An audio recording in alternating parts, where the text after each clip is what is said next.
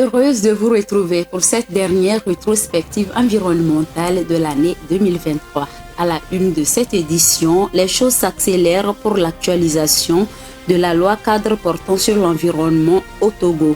Elle va permettre au pays de disposer d'instruments juridiques adéquats et d'améliorer le cadre de vie de la population. Le Ghana autorise la culture du cannabis. Le feu vert a été donné par le Parlement il y a quelques jours. Qu'est-ce qui sous-entend cette décision et qu'est-ce que cela implique pour le pays? Vous le saurez. Au Bénin, le gisement pétrolier de Sémé Bloc 1 sera repris par Rex International Holding, une filiale de la compagnie pétrolière basée à Singapour. La décision a été validée en Conseil des ministres. Un mort et des centaines de foyers dans l'obscurité. C'est le bilan d'une violente tempête qui a soufflé à l'est de l'Australie. Nous ferons le point dans le courant de cette édition. Voilà pour les titres. Bienvenue dans ce journal.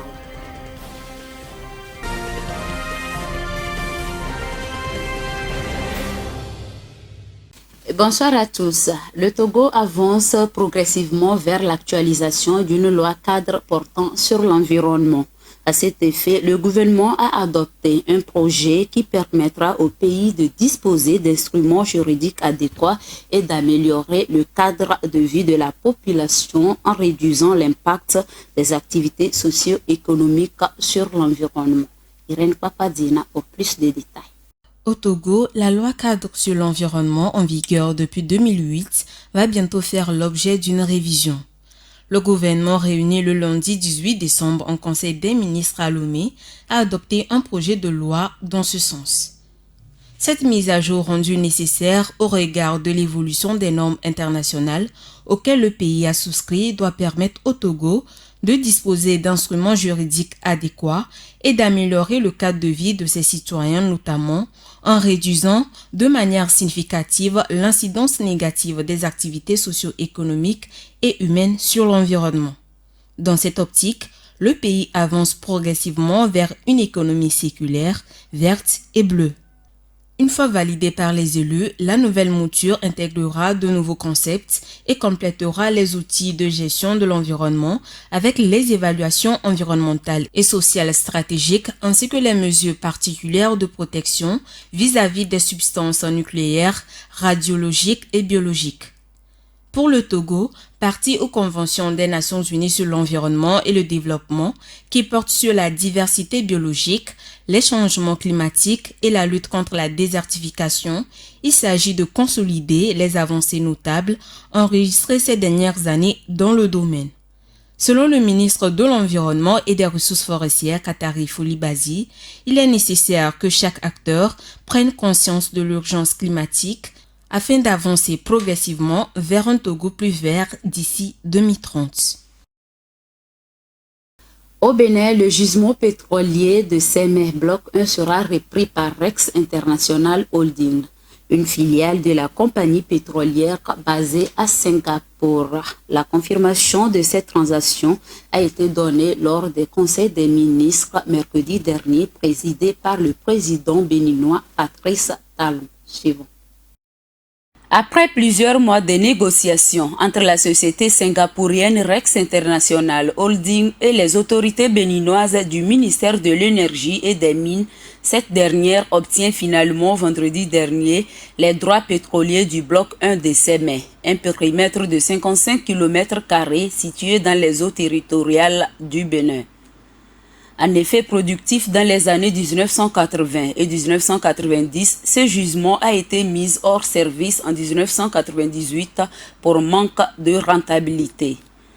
En 2010, ce gisement béninois était contrôlé par la société nigériane Sapetro, mais cette dernière va finalement la restituer au gouvernement béninois en 2015 à cause de l'échec de la relance de ce projet lié à plusieurs raisons, notamment la chute des prix du baril ainsi que des problèmes techniques. Par ailleurs, Rex prévoit de déposer un plan de développement du champ au cours de l'année à venir afin de reprendre la production. Avec le gouvernement de ce pays, l'entreprise a paraphé un contrat de partage de production couvrant ce bloc. Selon les termes de ce dernier, l'entreprise a obtenu une participation directe de 76% dans le bloc. La participation restante étant répartie en raison de 15% pour le Bénin et 9% pour la compagnie Octogone Trading. L'objectif de la compagnie est de réinvestir le bloc afin de parvenir à récupérer le maximum des ressources pétrolières identifiées lors de travaux de forage réalisés en 2014 et 2015. Ceci en recourant à des techniques modernes de forage. Rex rassure le gouvernement béninois de son engagement à réactiver le gisement en moins de 2 ans. Le Parlement ghanéen franchit une étape historique en légalisant la culture du cannabis pour des besoins médicaux et industriels. Le pays s'aligne ainsi sur la dynamique mondiale en faveur des avantages multiformes de cette herbe. Léon Sabo. C'est une décision révolutionnaire prise par le Parlement ghanéen le 14 décembre dernier. Elle accorde au ministre de l'Intérieur le pouvoir de délivrer des licences. Ceci ouvre la voie à une ère de transformation de la réglementation ghanéenne sur le cannabis.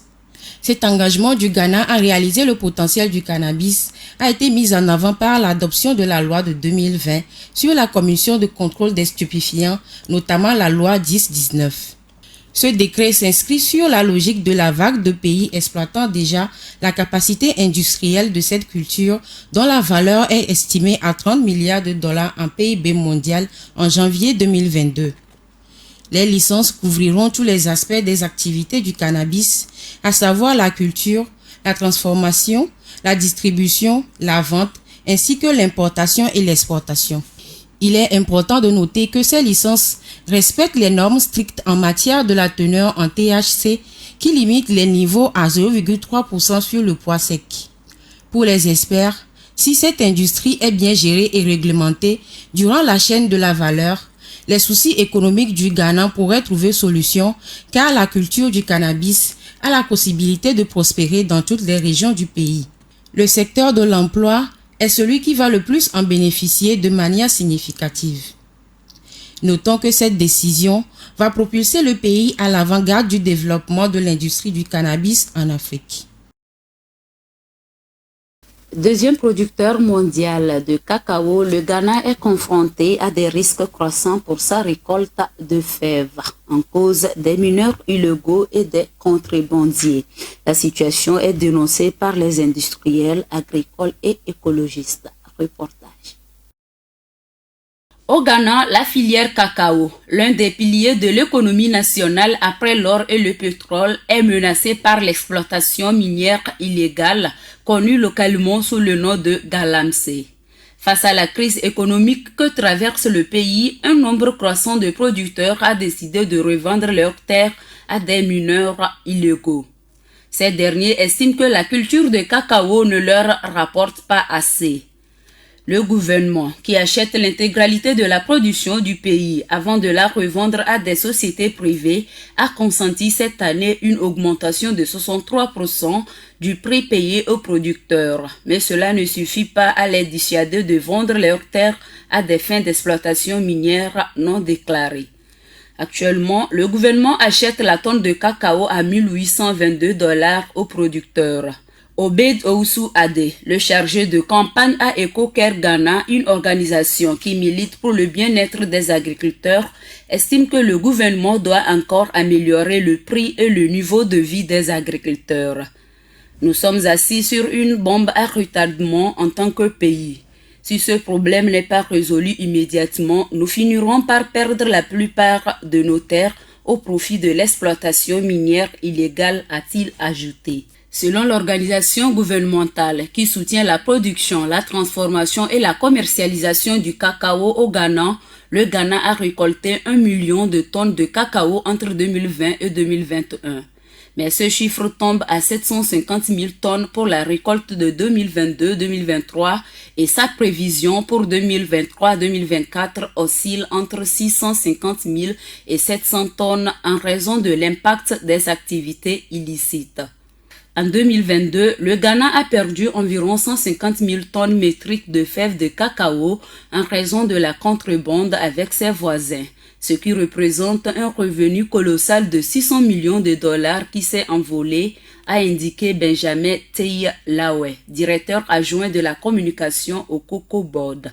De plus, le changement climatique a aussi un fort impact sur la culture de cacao. En raison de la fluctuation des précipitations et de la baisse de la fertilité des sols, la production de la précieuse fève dans les régions de l'Est, d'Ashanti, de Brong-Ahafo, du centre de la Volta s'est déplacée vers l'Ouest. La région occidentale est aujourd'hui la principale producteur de cacao du Ghana avec 43% du total. Outre la perte des terres agricoles, les activités minières contribuent également à la pollution des cours d'eau et nappes phréatiques en raison de l'utilisation des produits chimiques pour l'extraction. Le ministère burkinabé en charge de l'environnement recherche 2 organisations pour renforcer le dispositif de valorisation des déchets plastiques. Le projet va permettre de renforcer la fabrication d'emballages biodégradables. Les organisations intéressées par l'appel d'offres sont invitées à se manifester avant le 18 janvier 2024. Alessandra Adekambi. Le Burkina Faso veut monter d'un cran dans la lutte contre la pollution plastique. Pour ce faire, le gouvernement du pays d'Afrique de l'Ouest est à la recherche de 2 organisations pour renforcer le dispositif de valorisation des déchets plastiques et pour la fabrication d'emballages biodégradables. L'appel d'offres lancé dans la capitale Ouagadougou par le ministère burkinabé de l'Environnement, de l'Eau et de l'Assainissement à travers le Fonds d'intervention pour l'environnement sera ouvert jusqu'au 18 janvier 2024. Il concerne les structures de recherche, les groupements d'intérêt économique, les coopératives, les opérateurs privés, les organisations non gouvernementales, les unions de coopératives ou de groupements, les fédérations ou confédérations de coopératives ou de groupements. Les organisations retenues au terme de l'appel à manifestation d'intérêt disposeront d'une enveloppe globale de 750 millions de francs CFA alloués par l'État burkinabé pour réaliser des projets visant à réduire la pollution plastique qui ne cesse de croître au fil des années. Selon le ministère burkinabé de l'Environnement, de l'Eau et de l'Assainissement, la production des déchets plastiques est passée de 104 011 tonnes par an en 2010 à 224 435 tonnes en 2021. Dans le même temps, les importations de plastique ont également doublé au cours de la dernière décennie. Dans le même temps, les importations de plastique ont également doublé au cours de la dernière décennie dans le pays, passant de 60 000 tonnes par an en 2019 à 118 000 tonnes en 2021.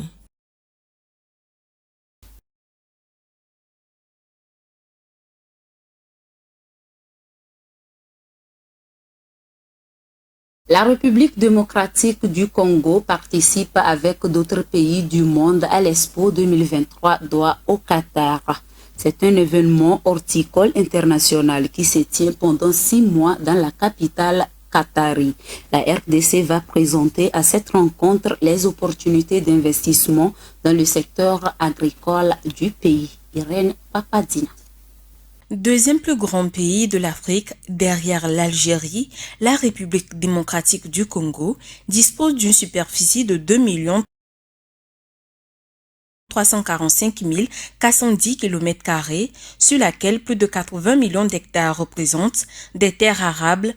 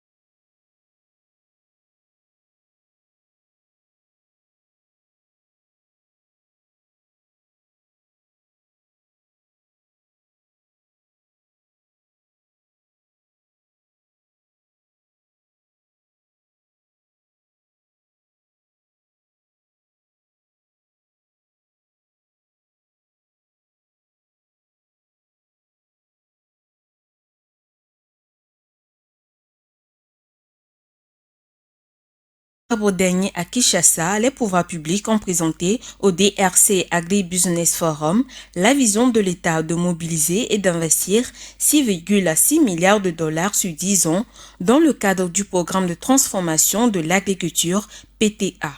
Une vision que l'ambassadeur de la République démocratique du Congo au Qatar, Valérie Lusamba Kabeya, a présenté le 13 décembre dernier dans l'Émirat, en invitant les visiteurs à plonger. D'après la Banque africaine de développement, outre ces terres arables, la RDC a un potentiel de devenir le grenier de l'Afrique.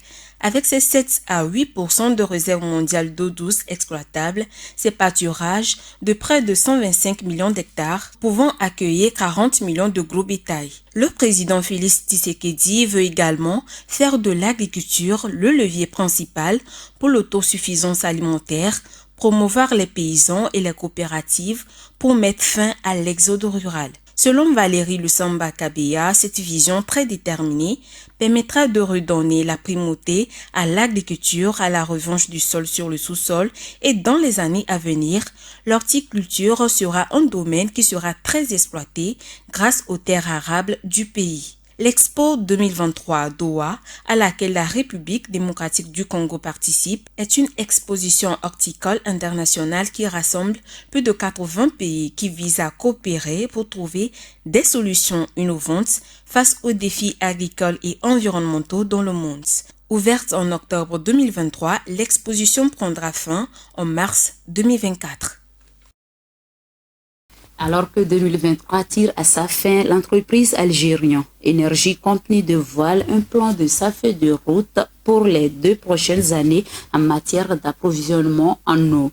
Parmi les projets annoncés, la réalisation des stations de dessalement conteneurisées mobiles dans les villages du pays dès 2024.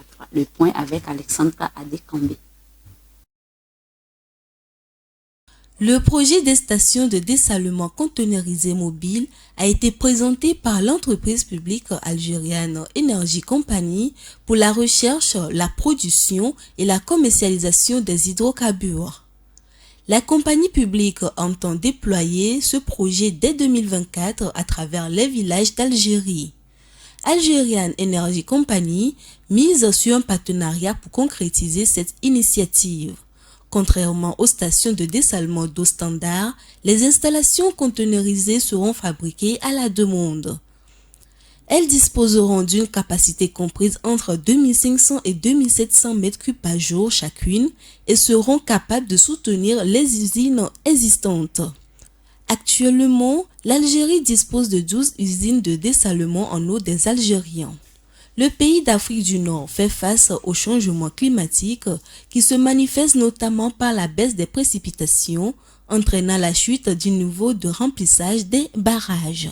L'ambition de l'Algérie d'ici à 2030 est la couverture de 60% de ses besoins en eau potable à partir du dessalement de l'eau de mer. Et pour ce faire, il faudra également veiller à la pérennité des usines de dessalement conteneurisées. C'est ainsi que l'Algerian Energy Company prévoit de sécuriser les stations de dessalement à travers la fabrication locale des équipements, notamment des systèmes de filtration. En attendant l'installation des stations de dessalement conteneurisées, l'Algerian Energy Company poursuit la construction de 5 stations de dessalement de l'eau de mer dans 5 villages du pays. Au Mozambique, le consortium désigné pour le développement du méga-projet hydroélectrique de Mufanda-Nkwa signe les premiers accords avec les autorités. L'aménagement hydroélectrique nécessitera un investissement de 5 milliards de dollars. Ce projet permettra de résoudre le problème de l'électricité dans le pays. Commentaire signé Alexandra Adekambé. Du nouveau concernant le projet hydroélectrique de Mufanda-Nkwa au Mozambique. Le groupement d'entreprises choisi pour la construction du barrage conclut 2 accords avec les autorités mozambicaines. Total Energy Électricité de France et Sumitomo Corporation signent un accord cadre avec le ministère mozambicain de l'énergie et des ressources naturelles et l'entreprise publique Electricidad de Mozambique, préfigurant le futur contrat de concession. La prochaine étape du projet consistera à réaliser les études complémentaires dont les résultats permettront de définir les meilleures solutions en termes d'impact environnemental et sociétal, tout en garantissant la viabilité technique et financière du projet. Globalement, les autorités mozambicaines prévoient de construire un barrage hydroélectrique sur le fleuve Zambèze dans le district de Marara. Sa centrale électrique de 1500 MW sera située à 60 km en aval du barrage de Kohara-Bassa qui affiche une capacité de 2075 MW. La retenue d'eau sera située à 70 km en amont de la ville de Tété, le chef-lieu de la province éponyme. Un système de transmission comprenant 1300 km de lignes haute tension en courant continu de 550 kW sera également construite entre Katassia et la capitale mozambicaine Maputo. À en croire Total Energy, l'aménagement hydroélectrique de Mfandankouwa augmenterait de plus de la moitié la capacité de production d'électricité du pays et pourrait alimenter plus de 3 millions de foyers au Mozambique et dans les pays limitrophes. La mise en œuvre de ce méga projet nécessiterait un investissement de 5 milliards de dollars. Mfandankouwa est déjà soutenu par la Banque africaine de développement BAD et par la Société financière internationale, la filiale du groupe de la Banque mondiale en charge du financement du secteur privé. Les populations africaines sont confrontées de plus en plus aux conséquences du changement climatique. Alors que les réflexions sont portées sur le réchauffement climatique et ses causes, le rôle des ressources forestières et végétales dans l'absorption du dioxyde de carbone CO2 fait l'objet d'une attention particulière des scientifiques, des décideurs et médias en Afrique. Les précisions avec Irène Papadina. La sécheresse sans précédent que subit la Corne de l'Afrique aujourd'hui est la conséquence de la dégradation des conditions climatiques mondiales.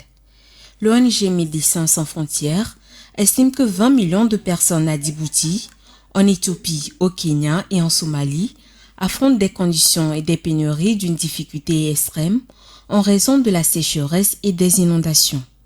Pour certains leaders africains comme le président kenyan William Ruto, le reboisement est la solution à privilégier, tandis que pour d'autres, il faudrait préconiser la protection des bassins forestiers existants.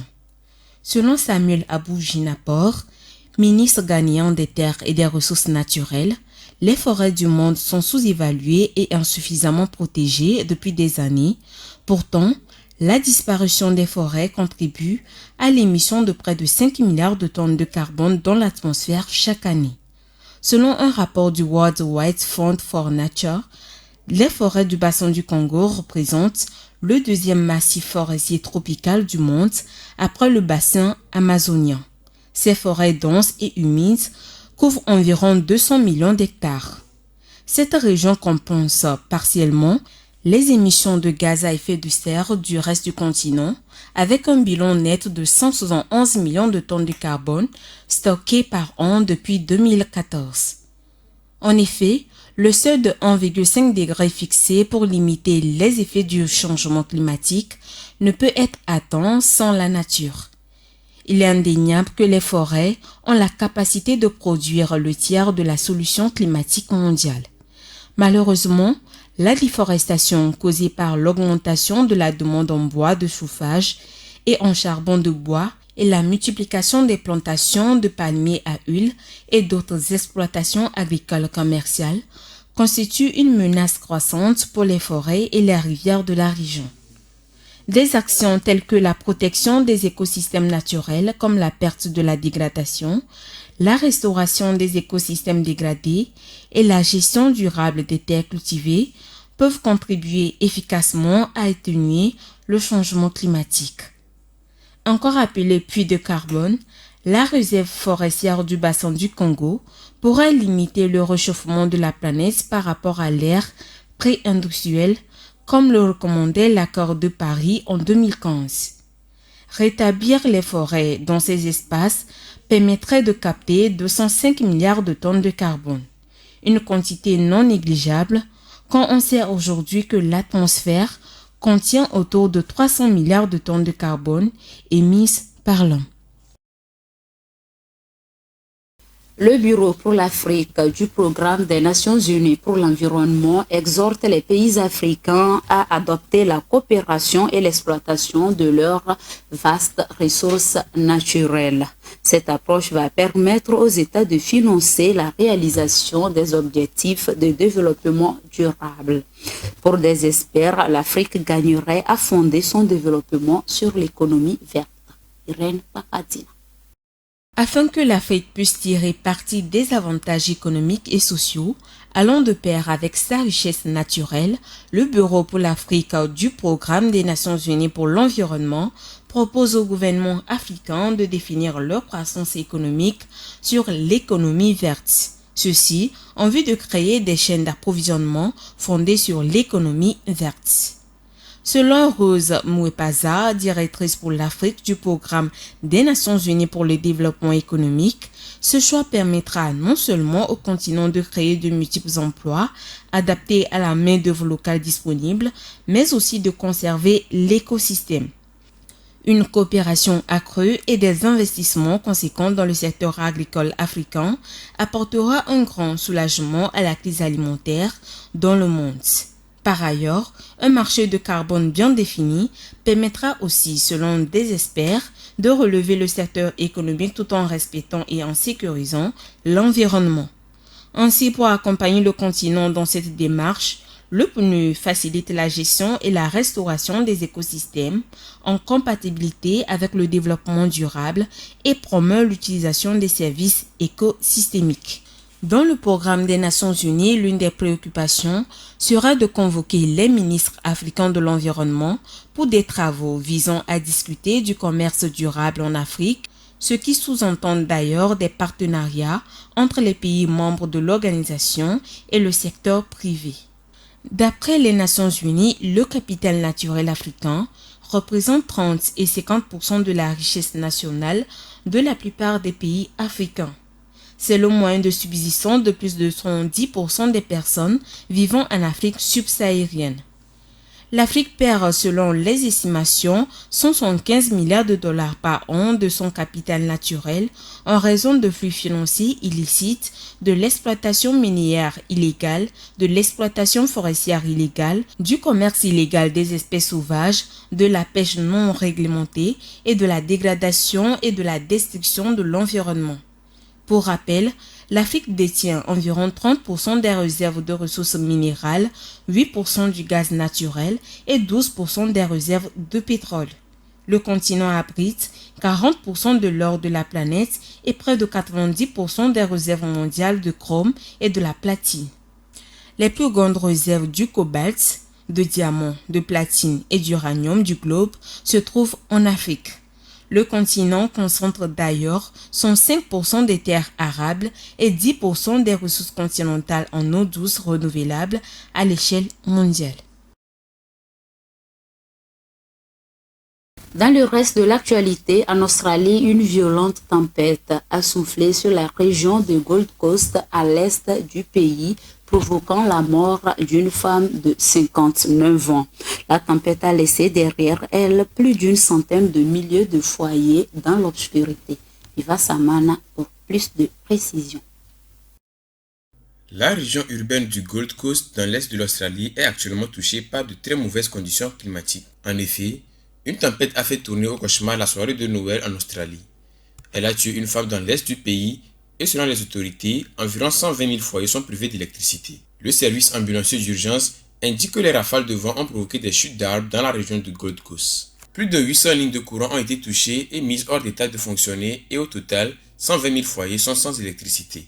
Les services météorologiques australiens prévoient un nouvel épisode sévère d'orage avec des rafales de vent, des grêlons et de fortes précipitations pour les jours suivants.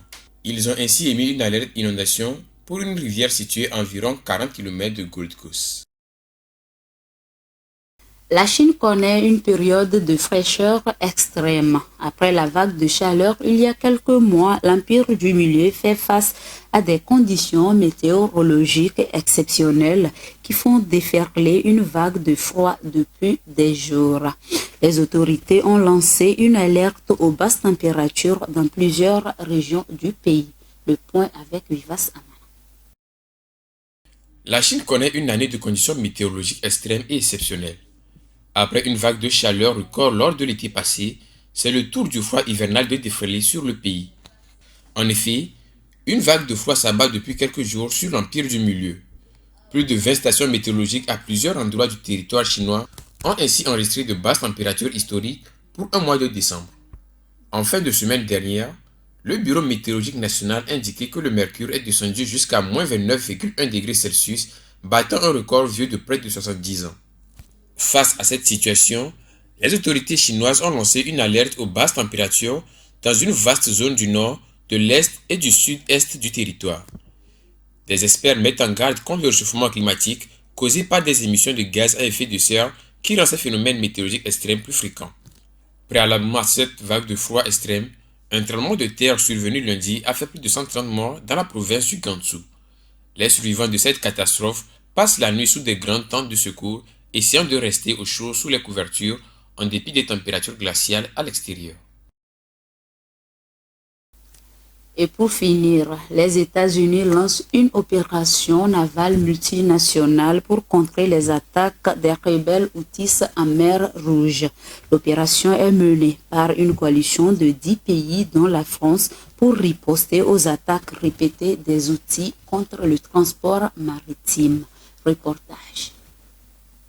Dans le cadre de la riposte et de la protection du trafic commercial contre les attaques du mouvement Houthi du Yémen, l'administration américaine a annoncé lundi dernier la mise en place d'une mission multinationale contre les attaques croissantes des Houthis contre les navires internationaux en mer Rouge. Dans une déclaration écrite, le secrétaire américain à la Défense, Lloyd Austin, a indiqué que les attaques croissantes des Houthis en mer Rouge menaçaient la libre circulation des échanges, mettaient en danger des marins innocents et violaient le droit international. Outre les États-Unis, la mission comprend le Royaume-Uni, Bahreïn, le Canada, l'Italie, la France, les Pays-Bas, la Norvège, les Seychelles et l'Espagne. Suite à une demande internationale pour trouver une solution à ce problème, Austin a déclaré les raisons de la mise en place de l'opération Prosperity Guardian, une importante initiative de sécurité multinationale axée sur la sécurité en mer Rouge sous l'égide des forces navales conjointes de la Task Force 153. Soutenus par l'Iran, les Houthis ont prévenu qu'ils viseraient des navires naviguant au large des côtes du pays s'ils ont des liens avec l'Israël en riposte à la guerre entre l'Israël et le mouvement islamiste palestinien Hamas dans la bande de Gaza. En 2019, Washington avait lancé une coalition navale pour protéger le transport maritime dans les eaux du Golfe après une série d'attaques attribuées par les États-Unis à l'Iran qui niait en être à l'origine. La mer Rouge est une autoroute de la mer reliant la Méditerranée à l'océan Indien et donc l'Europe à l'Asie.